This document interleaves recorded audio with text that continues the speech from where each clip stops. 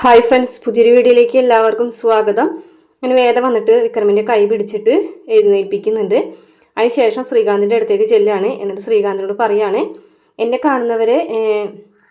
കാണുന്നവരോട് ഇവിടെ വന്ന് സംസാരിക്കാനും അവരെ അടിച്ചിറക്കി വിടാനും നിങ്ങൾക്ക് ആരാണ് അധികാരം തന്നതെന്ന് ചോദിക്കുകയാണ്. അന്നേരം ശ്രീകാന്ത് ഒന്നും മിണ്ടുന്നില്ല. അപ്പോൾ വേദ പറയാണ്, എന്നെ ആരെങ്കിലും കാണാൻ വന്നിട്ടുണ്ടെങ്കിൽ എന്നോട് സംസാരിക്കണം, അല്ലെങ്കിൽ എന്നെ അറിയിക്കണം, അതാണ് വേണ്ടത്. അല്ലാതെ അവരെ അടിച്ചിറക്കാനുള്ള അധികാരമൊന്നും നിങ്ങൾക്ക് ആരും തന്നിട്ടില്ല. മാത്രമല്ല, ഇതുവരെ സഹോദര സ്നേഹം ചമഞ്ഞ് എൻ്റെ അടുത്ത് വന്നതും ഇതുവരെ എനിക്ക് ചെയ്തു തന്ന ഉപകാരങ്ങളും മതി. ഇനി എനിക്ക് ഇത്തരം ഉപകാരങ്ങൾ ചെയ്തു തരേണ്ട കാര്യമില്ല എന്ന് ശ്രീകാന്തിനോട് പറയുകയാണേ. അതിനുശേഷം വർഷേനെ വിളിക്കുകയാണ് വേദ. വർഷയെടുത്തി ഭർത്താവിനെ വിളിച്ചുകൊണ്ട് പോകാൻ പറയുകയാണേ. എൻ്റെ കാര്യങ്ങൾ അന്വേഷിക്കാൻ എനിക്കറിയാം എന്ന് പറയാൻ കേട്ടോ. അപ്പോൾ വർഷ വന്നിട്ട് മതിയായില്ലേ പെങ്ങളോടുള്ള കരുതൽ ഒക്കെ കാണിച്ചതെന്ന് പറഞ്ഞു കഴിഞ്ഞിട്ട് വർഷ വന്ന് വിളിച്ചുകൊണ്ട് പോകുകയാണ് കേട്ടോ ശ്രീകാന്തിനെ. അതിനുശേഷം അവരെല്ലാവരും പോകുകയാണ്. അപ്പോഴേക്കും വിക്രം വേദന അടുത്തേക്ക് കൊണ്ട് വേദ എന്ന് പറഞ്ഞിട്ട് തുടങ്ങാൻ പോകുന്നേ ഉള്ളൂ. അപ്പോഴേക്കും വേദ തടയാണ് കേട്ടോ. ഒരു കാര്യം വിക്രമിനെ കൊണ്ട് പറയാനായിട്ട് അനുവദിക്കുന്നില്ല. എന്നിട്ട് തടഞ്ഞു നിർത്തി, നോക്കൂ, നിങ്ങളുമായിട്ടുള്ള ജീവിതത്തിന് യാതൊരുവിധ സാധ്യതയും ഇല്ല എന്ന് അറിഞ്ഞുകൊണ്ടാണ് ഞാൻ ആ വീട്ടിൽ നിന്ന് ഇറങ്ങിപ്പോകുന്നത്. എന്നെ കാണാനായിട്ട് ഇനി മേലിൽ ഈ വീട്ടിലേക്ക് വരരുത്. അങ്ങനെയാണെന്നുണ്ടെങ്കിൽ ഇനി ഇത് ആവർത്തിക്കുകയാണെന്നുണ്ടെങ്കിൽ എനിക്ക് ഇവിടെ നിന്നും വേറെ എവിടെയെങ്കിലും മാറി താമസിക്കേണ്ടതായിട്ട് വരും. അതുകൊണ്ട് ഇത്തരം ഡ്രാമകളൊന്നും ഇനി നടത്തരുതെന്ന് പറഞ്ഞിട്ട് ഇങ്ങനെ കൈ പിടിച്ചിട്ട് ഇങ്ങനെ കൈ കൂപ്പിയിട്ട് അപേക്ഷിച്ചിട്ട് അകത്തേക്ക് പോകുകയാണേ. വിക്രമിനൊരു വാക്ക് പോലും പറയാനുള്ള ഒരു അവസരം വേദ കൊടുത്തില്ല. അതിനുശേഷം വീട്ടിൻ്റെ അകത്ത് കയറി നിന്നിട്ട് കരയാണ് കേട്ടോ. അതിലടച്ച് നിന്നിട്ട് വിക്രമാണെന്നുണ്ടെങ്കിൽ ആകെ വിഷമിച്ച് വേദ പോകണമെന്ന് നോക്കി ഇങ്ങനെ നിൽക്കുകയാണ്.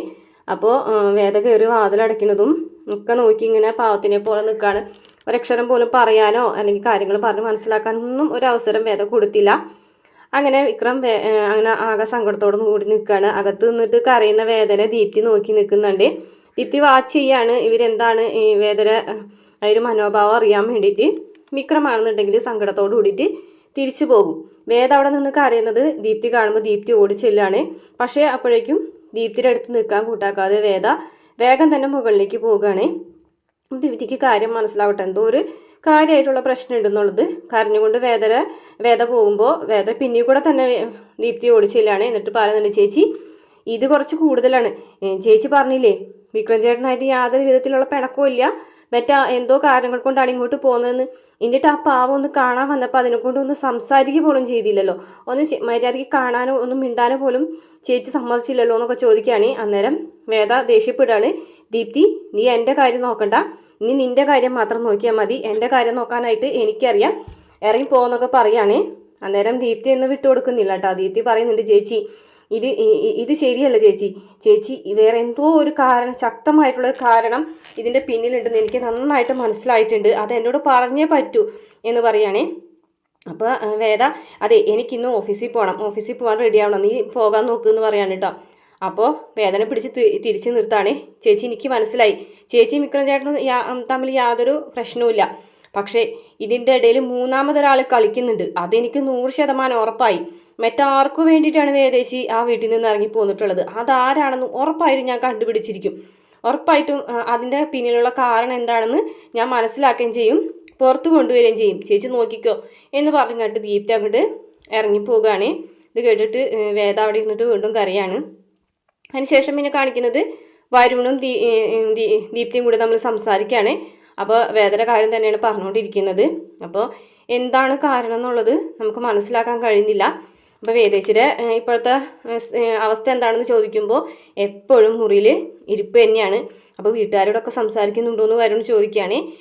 ഇല്ല, ആരോടും സംസാരിക്കുന്നില്ല. അച്ഛൻ കുറേയൊക്കെ സംസാരിക്കാൻ ശ്രമിക്കും, പക്ഷേ തിരിച്ചൊരു മറുപടിയില്ല. രാവിലെ ഓഫീസിൽ പോകുന്നു, വൈകിട്ട് വരുന്നു, ചിലപ്പോൾ ഭക്ഷണം എടുത്ത് കഴിക്കും, ചിലപ്പോൾ കഴിക്കുകയില്ല. അതാണ് ഇപ്പോഴത്തെ സിറ്റുവേഷൻ. അപ്പോൾ കാര്യമായിട്ട് എന്തോ പ്രശ്നം നടന്നിട്ടുണ്ട് എന്ന് പറയാണ് കേട്ടോ. അതെന്താണെന്ന് കണ്ടെത്തണം എന്ന് പറയാണ് ദീപ്തി. എന്തായാലും എനിക്കൊരു കാര്യം ഉറപ്പായിട്ടുണ്ട്, വിക്രം ചേട്ടനുമായിട്ട് യാതൊരുവിധ പ്രശ്നവുമില്ല. കാരണം വിക്രം ചേട്ടൻ അവിടെ വന്നു പോയതിന് ശേഷം വേദേച്ചിക്ക് വലിയ സങ്കടമുണ്ട്. അത് എപ്പോഴും കരച്ചിൽ തന്നെയാണ്. അപ്പോൾ അതുകൊണ്ട് വിക്രം ചേട്ടനോട് യാതൊരു പിണക്കം ഉണ്ടാവാനുള്ള സാധ്യതയില്ല. പക്ഷെ വേറെ ആർക്കും വേണ്ടിയിട്ടാണ് വേദേച്ചി അങ്ങോട്ട് ഇറങ്ങി വന്നിട്ടുള്ളതെന്ന് 100% ഉറപ്പായി. അപ്പോൾ വരുണും പറയണം, അതെ ഇത്രയും പറഞ്ഞു കേട്ടത് കൊണ്ട് എനിക്കും തോന്നുന്നത് അങ്ങനെ തന്നെയാണ്, വേറെ ആരോ ഇതിൻ്റെ പിന്നിൽ കളിച്ചിട്ടുണ്ട്. അപ്പോൾ ദീപ്തി ഒരു എക്സാക്ട്ലി ഉറപ്പായിട്ടും അത് തന്നെയാണ് സംഭവിച്ചിട്ടുള്ളത്, അത് നമുക്ക് കണ്ടുപിടിക്കണം വരുൺ എന്ന് പറയുകയാണെങ്കിൽ. അപ്പോൾ വരുൺ പറയാണ് അച്ഛൻ്റെ ഇലക്ഷൻ്റെ ക്യാമ്പയിനിങ് ഉണ്ട്, അതിന് വേണ്ടിയിട്ട് ഞാൻ നടക്കുകയാണ്, എന്നാലും ഞാൻ ഇതും കൂടെ ചെയ്യാമെന്ന് പറയാൻ ഉറപ്പായിട്ടും നമ്മൾ അവർ രണ്ടുപേരും ഒരുമിപ്പിക്കണം, അത് നമ്മുടെയും കൂടെ ആവശ്യമില്ലെന്നൊക്കെ വരുണും ദീപ്തിയും കൂടെ പറയുന്നുണ്ട്. അതിനുശേഷം വേദ ഓട്ടോ കാത്തു നിൽക്കുന്ന സമയത്ത് രാധയുടെ ഓട്ടോ വന്ന് നിൽക്കുകയാണ്. രാധ വേഗം തന്നെ ഇറങ്ങിയിട്ട് ആഹാ ഇതാര്, നമ്മളെയൊക്കെ അറിയോ എന്ന് ചോദിക്കുകയാണ് കേട്ടോ. അപ്പോൾ വേദ പറയുന്നുണ്ട് അങ്ങനെ കണ്ടാൽ അറിയാതിരിക്കാനും മാത്രം നമ്മൾ തമ്മിൽ ശത്രുതയൊന്നും ഇല്ലല്ലോ എന്ന് പറയാൻ കേട്ടോ. അങ്ങനെ പറഞ്ഞുകൊണ്ട് വേദ ചിരിക്കും. ഓഹോ ചിരിച്ചല്ലേ, എന്തായാലും ഓട്ടോ കാത്തുനിന്നല്ലേ, ഞാൻ കൊണ്ടുവിടാം എന്ന് പറയട്ടെ. വേണ്ട ഞാൻ ബസ്സിന് പൊക്കോളാം, വന്ന് കയറി ബസ് കാശ് തന്നാൽ മതി എന്ന് പറയട്ടെ. വേണ്ട, അതെന്താ എൻ്റെ വണ്ടി കയറാൻ പേടിയാണോ, ഞാനൊരു സാധാരണ ഓട്ടോക്കാരിയാണ്, എനിക്കിപ്പോൾ ഈ മറ്റേ ശ്രീനിവാസനെതിരെ കേസ് വാദിക്കുന്ന അത്രയും കഴിവുള്ളൊരു വക്കീലിനെതിരെ കൊട്ടേഷൻ കൊടുക്കാനുള്ള കഴിവൊന്നും നമുക്കില്ലേ, നമ്മൾ സാധാരണ ഓട്ടോക്കാരി, കയറി ഞാൻ ഓഫീസിൽ കൊണ്ടുവന്നിടാം, മാത്രമല്ല എനിക്ക് ഇയാളോട് കുറച്ച് സംസാരിക്കാനുണ്ടെന്നൊക്കെ പറഞ്ഞിട്ട് കൊണ്ടുപോകും. എന്നിട്ട് ഒരു ആളൊഴിഞ്ഞ പോലത്തെ ഉള്ളൊരു സ്ഥലത്തുള്ള റൂട്ടിലേക്ക് കൊണ്ടുവരികയാണേ. അപ്പോൾ വേറെ ചോദിക്കുന്നുണ്ട് ഇത് ഏതാ സ്ഥലം എന്ന് പറയണേ. അതെ കാര്യങ്ങൾ പറയാൻ ഇതുപോലത്തെ സ്ഥലങ്ങളൊക്കെയാണ് നല്ലത്, അതുകൊണ്ടാണ് ഞാൻ ഇങ്ങോട്ട് കൊണ്ടുവന്നത് എന്ന് പറയും. അപ്പോൾ വേദ പറയും എന്താ ചോദിക്കും കേട്ടോ. വേദ അവിടെ നിന്ന് ഇറങ്ങി പോകുന്നല്ലേ എന്ന് ചോദിക്കുകയാണ് കേട്ടോ. കാര്യങ്ങൾ പറയാനെന്ന് പറഞ്ഞപ്പോൾ തന്നെ എനിക്ക് മനസ്സിലായി ഇതായിരിക്കും വിഷയം എന്നുള്ളത് എന്ന് വേദ പറയുകയാണ്. അപ്പോൾ എന്താ ആ ഗ്യാപ്പിൽ ഞാൻ കയറി നിൽക്കുന്ന വിചാരിച്ചിട്ടാണോ വേദ ഇങ്ങനെ പറയുന്നതെന്ന് ചോദിക്കുകയാണ് കേട്ടോ. മാത്രമല്ല വിക്രം ചേട്ടൻ്റെ മനസ്സിൽ ഞാൻ ഇടം പിടിക്കുന്നു ഒരു പേടിയുണ്ടോ വേദയ്ക്ക് ചോദിക്കുകയാണ്. അപ്പോൾ അങ്ങനെ ചാരി നിൽക്കാൻ ഒരാളെ കാണുമ്പോഴത്തേനും ചെന്ന് നിൽക്കുന്ന ഒരാളല്ല വിക്രം എന്ന് കുറച്ച് നാളത്തെ പരിചയം കൊണ്ട് എനിക്ക് വിക്രമിനെ അറിയാമെന്ന് പറയാം കേട്ടോ. അത് ശരിയാണ്, എന്നാലും നിൻ്റെ സ്ഥാനം ഞാൻ പിടിച്ചെടുക്കുമെന്ന് ഒരു പേടിയുണ്ടോ ചെറുതായിട്ടെന്ന് ചോദിക്കുകയാണ്. അന്നേരം വേദ പറയാണ് അങ്ങനെ ഒരു ആഗ്രഹം വിക്രമിനുണ്ടെങ്കിൽ അതങ്ങനെ തന്നെ നടന്നോട്ടെ, ഞാനതിനൊരു തടസ്സമല്ല എന്ന് പറയുകയാണ്.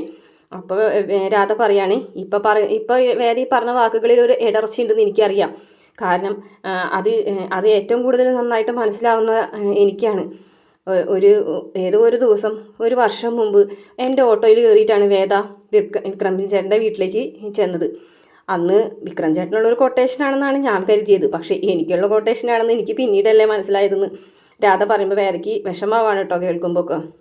അപ്പോൾ രാധ പറയുകയാണ് അതെ കുഞ്ചാക്കോ ബോബൻ്റെയും വിൻസി അലോഷ്യസിൻ്റെയും ഒരു സിനിമയുണ്ട് ഭീമൻ്റെ വഴി എന്ന് പറഞ്ഞിട്ടുള്ളൊരു സിനിമ. ആ സിനിമയിൽ വിൻസി അലോഷ്യസ് പറയുന്ന ഒരു ഡയലോഗ് ഉണ്ട്, ഈ പ്രണയം എന്ന് പറയുന്നത് ഒരു കണക്ഷൻ കിട്ടലാണ്, അതൊരാൾക്ക് കിട്ടി മറ്റൊരാൾക്ക് കിട്ടാതിരിക്കുകയും ചെയ്യുന്നത് കുറച്ച് പെയിൻഫുള്ളാണ്, കുറച്ചധികം തന്നെ പെയിൻഫുള്ളാണെന്നുള്ളത്. ആ വേദന ശരിക്കും അറിഞ്ഞവളാണ് ഞാൻ. പക്ഷേ ആ സമയത്തൊക്കെ എനിക്ക് വേദയോട് ദേഷ്യമായിരുന്നു, നിങ്ങൾ തമ്മിൽ എന്തോ ഒരു കണക്ഷൻ ഉണ്ട് എന്നുള്ളത് എനിക്ക് നിങ്ങളുടെ കണ്ണുകളിൽ നിന്ന് തന്നെ മനസ്സിലായിട്ടുണ്ട്. പക്ഷേ അത് മനസ്സിലായിട്ടും അത് മനസ്സിലാകാത്തതുപോലെ നടിച്ച് നിങ്ങളോട് ദേഷ്യപ്പെട്ടും വേദന ഞാൻ ശത്രുവായി കണ്ടതൊക്കെ എൻ്റെ തെറ്റ് തന്നെയാണ് എന്നൊക്കെ രാധ ഇങ്ങനെ പറയുകയാണ്. അപ്പോൾ വേദ ഒന്നും മിണ്ടാതെ നിൽക്കുകയാണ്. അപ്പോൾ എന്തിനാണ് ഇപ്പോൾ അങ്ങനെ ഒരു ഇറങ്ങിപ്പോക്കിൻ്റെ കാര്യം, ദൈവത്തോർത്ത് തിരിച്ചങ്ങോട്ട് തന്നെ ചെല്ലണം എന്ന് പറയാണ് കേട്ടോ. അപ്പോഴേക്കും വേദ പറയാണ് ഇതേതാ സ്ഥലം, എനിക്ക് ഓഫീസിലേക്ക് 11 മണിക്ക് എത്താനുണ്ട് എന്ന് പറയാൻ കേട്ടോ. അപ്പോൾ രാധയ്ക്ക് മനസ്സിലാവാം കേട്ടോ ഒഴിഞ്ഞു മാറാണെന്ന്. അപ്പോൾ രാധ പറയാണ് അതെ ഒരു കാര്യം കൂടി എനിക്ക് പറയാനുണ്ട്, വേദ അന്ന് പറഞ്ഞിട്ടുണ്ടായിരുന്നു പകരം വീട്ടാനാണ് വന്നത് എന്ന്, പ്രതികാരം ചെയ്യാനാണ് വന്നതെന്ന്. ആ മനുഷ്യൻ്റെ ഭാര്യയായി കയറി ചെന്ന് ഒരു വർഷം ആ മനുഷ്യൻ്റെ കൂടെ ആ വീട്ടിൽ താമസിച്ച് ആ മനുഷ്യൻ്റെ മനസ്സിൽ പ്രണയം കോരിയിട്ട് രണ്ടുപേരും തമ്മിൽ പ്രണയത്തിലായി ആ മനുഷ്യൻ്റെ മനസ്സ് കശക്കി എറിഞ്ഞിട്ട് പോകാനാണ് വേദയുടെ ഉദ്ദേശമെങ്കിൽ ഒരിക്കലും ദൈവം വേദയ്ക്ക് മാപ്പ് തരില്ല, ഉറപ്പായിട്ടും ഈ ജന്മത്തിൽ തന്നെ അതിന് പകരം ദൈവം തരും എന്നുള്ളത് പറയാണ് കേട്ടോ. എന്നിട്ട് രാധ അങ്ങോട്ട് ഓട്ടോയിൽ പോകാണ് കേട്ടോ, വാ കൊണ്ടുവന്നാക്കി തരാമെന്ന് പറഞ്ഞിട്ട്. അപ്പോൾ വേദയാണെന്നുണ്ടെങ്കിൽ ആകെ സങ്കടപ്പെട്ട് കുട്ടിക്കറിയാണ് കേട്ടോ, റോട്ടിൽ നിന്ന് തന്നിട്ട് കണ്ണൊക്കെ തുടച്ചിട്ട് ഓട്ടോയിൽ കയറി പോവുകയാണ്. പിന്നെ കാണിക്കുന്നത് ശ്രീനിവാസൻ്റെ വീടാണ് കേട്ടോ. വിക്രം വന്നിട്ടുണ്ട്. അപ്പോൾ ശ്രീനിവാസൻ ഇങ്ങനെ മദ്യം ഒഴിച്ച് കൊടുക്കാടി. അപ്പോൾ ചിപ്സൊക്കെ കൊണ്ട് സുധ വെക്കുന്നുണ്ട് കേട്ടോ. സുധ പറയുന്നുണ്ട് ഇതേ ആൾക്കാർ ഇലക്ഷൻ്റെ സമയമാണ്, ആൾക്കാർക്ക് വരുന്ന സമയമാണ്, ഈ സമയത്ത് മദ്യം കഴിക്കാൻ പാടില്ല എന്ന് പറയുമ്പോൾ പുളിക്കാൻ പറയുന്നുണ്ട് ഒരെണ്ണൊക്കെ കഴിച്ചാൽ ആരും അറിയില്ല എന്ന് പറയും കേട്ടോ. നിനക്ക് വേണോടോ എന്ന് വിക്രമിനോട് ചോദിക്കുമ്പോൾ പിന്നെ ഇനി അവനെ കൂടെ പഠിപ്പിക്കുകയെന്ന് പറയും. ഒരു കാലത്ത് ഞാനാണ് ഇവനെ ഇതിൽ നിന്ന് രക്ഷപ്പെടുത്തിയത്, അപ്പോൾ പിന്നെ ഇനി വേണ്ട എന്ന് പറയും കേട്ടോ. എന്തായാലും നീ വേദയുടെ അടുത്തേക്ക് കയറി ചെല്ലേണ്ട ഒരു കാര്യം ഉണ്ടായിരുന്നില്ല എന്ന് ശ്രീനിവാസൻ പറയുകയാണെ. അന്നേരം പുളിക്കാൻ പറയുന്നത് അവളെ കാണാതെ ഉറക്കം വരണ്ടേ എന്ന് ചോദിക്കുകയാണെ. അപ്പോൾ വിക്രം ദേഷ്യത്തോടു കൂടിയിട്ട് പുളിക്കാനെ നോക്കുന്നുണ്ട്. അപ്പോൾ ശ്രീനിവാസൻ പറയുകയാണെ എന്തായാലും അവൾ രണ്ടും കൽപ്പിച്ച് ഇറങ്ങിപ്പോയതല്ലേ, എന്തായാലും വിക്രം അവിടേക്ക് ചെല്ലേണ്ട കാര്യം ഉണ്ടായിരുന്നില്ല, ഇനിയിപ്പോൾ എന്ത് ചെയ്യാനാന്ന് പറയും കേട്ടോ. അപ്പോൾ പുളിക്കാൻ പറയുന്നത് അല്ല ഇനിയിപ്പോൾ എന്തായാലും നാണം കിട്ടല്ലോ, അവിടെ കയറി ചെന്ന് നാണം കെട്ടതുകൊണ്ട് എന്തുണ്ടായി, നാണം കെട്ട് തന്നെ ഇങ്ങോട്ട് ഇറങ്ങി പോരേണ്ടി വന്നില്ലേ എന്നൊക്കെ പറയുകയാണേ. അല്ല ഞാൻ അപ്പോൾ സുധ അങ്ങനെ ദേഷ്യത്തോടു കൂടി നോക്കും, അല്ല സുധേച്ചി ഞാൻ പറഞ്ഞത് എന്താണെന്ന് വെച്ച് കഴിഞ്ഞാൽ ഇനിയിപ്പോൾ ഇവർക്ക് തല്ലുപിടിക്കുന്ന സമയത്ത് പറയാലോ, നിന്നെ വീട്ടിലേക്ക് ഞാൻ നാണം കെട്ട് കയറി വന്നില്ലേ നിനക്ക് വേണ്ടിയിട്ട് എന്നൊക്കെ പറയാലോ എന്ന് പറയാണ് കേട്ടോ പുളിക്ക്. അപ്പോൾ ശ്രീൻ സാറ് പറയാണ്, അതെ എന്തായാലും വേദന മുന്നിൽ നീ താഴാവുന്നിടത്തോളം താഴ്ന്നില്ലേ, ഇനി വേണ്ട. എന്തായാലും രാമകൃഷ്ണ വക്കീൽ ഇന്നലെ വന്നിട്ടുണ്ടായിരുന്നു, കേസിൻ്റെ കാര്യമൊക്കെ അങ്ങനെ ഡീറ്റെയിൽസ് ആയിട്ട് പഠിച്ചിട്ടുണ്ട്.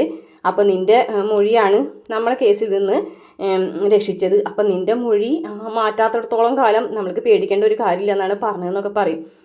പിന്നെ വേദന കാര്യം നീ വിട്ടേക്ക്, ഇനിയിപ്പോൾ നിന്നെ അവൾ വേണ്ടാന്ന് വെക്കുകയാണെന്നുണ്ടെങ്കിൽ നീയും അങ്ങനെ തന്നെ മതി, പോട്ടടാ പോട്ടെ എന്ന് പറയാൻ കേട്ടോ ശ്രീനിവാസൻ. പോണവരൊക്കെ പോട്ടെ എന്ന് പറയുകയാണേ. അന്നേരം സുധയും പറയുന്നുണ്ട്, ആ മോനെ ആ വിക്രം പോട്ടെ, ഇനിയിപ്പോൾ അതിനെക്കുറിച്ചൊന്നും ചിന്തിച്ച് നീ വിഷമിക്കണ്ടെന്ന് പറയാനിട്ടെ. അന്നേരം പുളിക്കൻ പറയാണ്, അങ്ങനെ വെറുതെ പോയതല്ലല്ലോ സാറേ, അവള് പോയപ്പോഴേ ഇവന്റെ കരളും കട്ടുകൊണ്ടാ പോയത്, അത് നമുക്ക് കണ്ടാൽ തന്നെ അറിയാം ഇവന്റെ മുഖം എന്നൊക്കെ പറഞ്ഞിട്ട് പുളിക്കൻ കളിയാക്കാണേ. അന്നേരം നമ്മളെ സുധ പറയണോ, പിന്നെ ഇവന്റെ കരളും കൊണ്ടല്ലേ അവള് പോകുന്നത്, അങ്ങനെയൊന്നുമില്ല എന്ന് പറയാൻ കേട്ടോ. പിന്നെ ശ്രീനിവാസൻ പറയണ, നീ വിഷമിക്കൊന്നും വേണ്ട, പോയൊരു പോട്ടെ, പരമാവധി വേദന വിക്രമിന്റെ മനസ്സിൽ നിന്ന് മാറ്റാനാണ് കേട്ടോ അവർ ശ്രമിക്കുന്നത്. അങ്ങനെ സുധൻ ഈ ചോറ് വിളമ്പ് വിക്രമിനും കൂടെ ഉള്ള എടുക്കാൻ പറയുമ്പോൾ എനിക്ക് വേണ്ട സാറേ എന്ന് പറയുമ്പോൾ അതൊന്നും ശരിയാവില്ല, ഇന്ന് നീ ഇവിടെ നിന്ന് ഭക്ഷണം കഴിച്ച് ഇനി അടുത്ത ഇലക്ഷൻ പരിപാടി എന്താണെന്ന് അറിഞ്ഞിട്ട് പോയാൽ മതി, ഇനി ഇലക്ഷൻ്റെ കാര്യങ്ങളെല്ലാം അതും നോക്കുന്നത് വിക്രം സുധാകരനാണ് എന്ന് പറയുമ്പോൾ വിക്രമിനെ ഇങ്ങനെ ചിരിക്കുന്നത് പോലെ അഭിനയിച്ച് അവിടെ നിൽക്കുന്നത് കാണിച്ചുകൊണ്ടാണ് കേട്ടോ എപ്പിസോഡ് അവസാനിക്കുന്നത്. പ്രമേയിൽ കാണിച്ചിട്ടുള്ളത് നമ്മുടെ വിക്രം അച്ഛനെയും കൊണ്ട് വേദന കാണാനായിട്ട് വീട്ടിലേക്ക് വരുന്നതും, അതായത് നമ്മുടെ ശങ്കരനാരായണനായിട്ടും കുടുംബക്കാരൊക്കെ ആയിട്ട് സംസാരിക്കുന്നതും, വേദന കാണാനായിട്ട് വിക്രം മുകളിലേക്ക് കയറി ചെല്ലാണ്. അപ്പോൾ നീ എൻ്റെ ഭാര്യയാണെങ്കിൽ വീട്ടിലേക്ക് വരണം എന്നൊക്കെ പറയുമ്പോൾ വേദ പറയുന്നുണ്ട്, ഭാര്യ ഭർത്താക്കന്മാരായിട്ട് ആ ഒരു കൊല്ലത്തിനുള്ളിൽ നമ്മൾ ഇന്ന് വരെ ഒരു ദിവസം ജീവിച്ചിട്ടില്ല, അപ്പോൾ പിന്നെ ആ അധികാരം ഒന്നും എടുക്കണ്ടെന്നൊക്കെ പറഞ്ഞാണ്ട് വിക്രമിനെ ആട്ടിയിറക്കാണ്ട് വിക്രം സോറി പറഞ്ഞാണ്ട് അവിടെ നിന്ന് ഇറങ്ങി പോകുന്ന ഭാഗം കാണിക്കുന്നുണ്ട്. അതുപോലെ അച്ഛനോട് വേദ മനസ്സ് തുറക്കുന്നുണ്ട് കേട്ടോ, ഞാനിപ്പോൾ ഇങ്ങനെ ഇറങ്ങി പോകുന്നില്ലെങ്കിൽ ഒരുപാട് ആൾക്കാർ വേദനിക്കും അച്ഛനൊക്കെ പറഞ്ഞ് പൊട്ടിക്കരയുന്നുണ്ട്. അതിനുശേഷം രണ്ടുപേരും കൂടെ ബീച്ചിൽ നടക്കുന്ന ഒരു ഭാഗമൊക്കെ കാണിക്കുന്നുണ്ട് കേട്ടോ. അപ്പോൾ എന്തായാലും നെക്സ്റ്റ് വീക്കിൽ തെറ്റിദ്ധാരണകളൊക്കെ മാറി രണ്ടുപേരും ഒന്നാവുമെന്ന് തന്നെ നമുക്ക് വിചാരിക്കും. വീഡിയോ ഇഷ്ടപ്പെട്ട ചാനൽ സബ്സ്ക്രൈബ് ചെയ്ത് സപ്പോർട്ട് ചെയ്യണേ.